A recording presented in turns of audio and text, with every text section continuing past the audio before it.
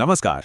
आज हम एक बड़ी ही दिलचस्प कहानी सुनने वाले हैं। एक ऐसी कहानी जो हमें सिखाएगी कि जो हम देखते हैं जरूरी नहीं कि वो हमेशा सच ही हो। चलिए साथ मिलकर समझते हैं कि महानता का असली मतलब क्या होता है और ये हमारी अपनी जिंदगी के लिए कितनी मायने रखती है। तो चलिए सीधे इसी सवाल से शुरू करते हैं। क्या जो ताकत हमें अपनी आंखों से दिखाई देती है वही पूरी सच्चाई होती है, या फिर उस सतह के नीचे कुछ और भी छिपा होता है जिसे हम देख नहीं पाते? ये कहानी हमें ले चलती है कुरुक्षेत्र के युद्ध के मैदान में। माहौल एकदम गर्म है और महान योद्धा अर्जुन अपनी शक्तियों के शिखर पर हैं, लेकिन इसी बीच उनके मन में एक छोटी सी पर बहुत शक्तिशाली भावना जन्म ले रही है, और वो है अभिमान।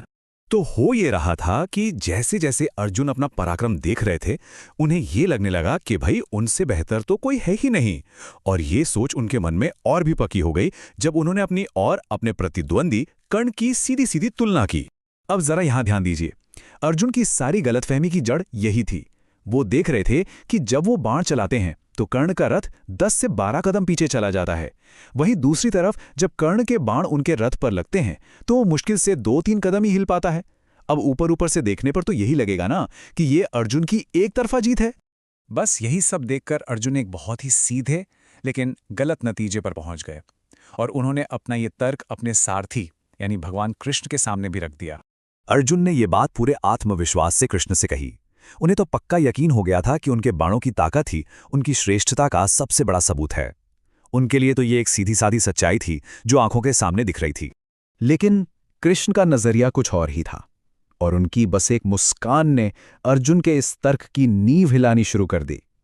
एक ऐसा गहरा सच सामने आने वाला था जिसे अर्जुन देख ही नहीं पा रहे थे। अर्जुन के इस बड़े से दावे पर कृष्ण ने कोई बहस नहीं की, कोई तर्क नहीं दिया। वो बस शांति से मुस्कुरा दिए, और ये मुस्कान, जानते हैं, अपने आप में बहुत कुछ कह रही थी। कुछ ऐसा जो उस वक्त अर्जुन की समझ से बिल्कुल परे था। तब कृष्ण ने अर्जुन को उन अनदेखी ताकतों की याद दिलाई जिन्हें वो अपने घमंड में भूल ही गए थे। उन्होंने समझाया कि अर्जुन के रथ पर 2 विशाल दिव्य शक्तियां मौजूद थीं।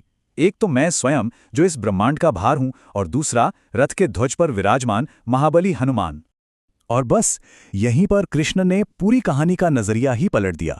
वो कहते हैं कि असली चमत्कार ये नहीं है कि अर्जुन का रथ कम हिल रहा है, बल्कि असली चमत्कार तो ये है कि कर्ण का बाण उस रथ को हिला भी पा रहा है जिस पर स्वयं ब्रह्मांड का भार है। ये तो कर्ण की जबरदस्त शक्ति का प्रमाण है, उसकी कमजोरी का नहीं। तो चलिए अब कहानी के अंत की तरफ बढ़ते हैं। जब युद्ध खत्म हो चुका है, अब उस रथ की असली सच्चाई सामने आने वाली थी। अब यह निर्देश थोड़ा अजीब था, है ना? आमतौर पर तो सारथी पहले उतरता है, लेकिन कृष्ण का यह खास निर्देश दरअसल एक बहुत बड़े और आखिरी सबक की तैयारी थी।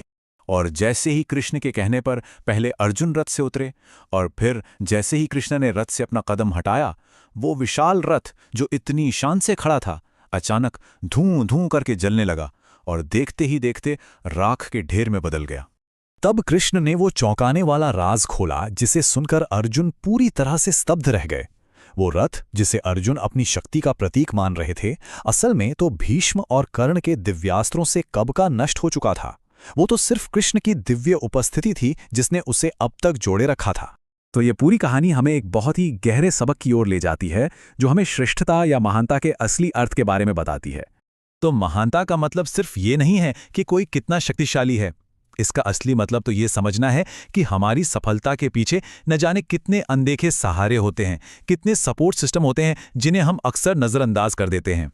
और ये कहानी जाते जाते हमें एक बहुत शक्तिशाली सवाल के साथ छोड़ जाती है। जरा सोचिए, हमारी अपनी जिंदगी में हमारी सफलताओं के रथ को कौन थामे हुए है? वो कौन से अनदेखे सहारे हैं? हमारे दोस्त, हमारा परिवार, हमारे शिक्षक, जिन्हें हम अक्सर श्रेय देना भूल जाते हैं।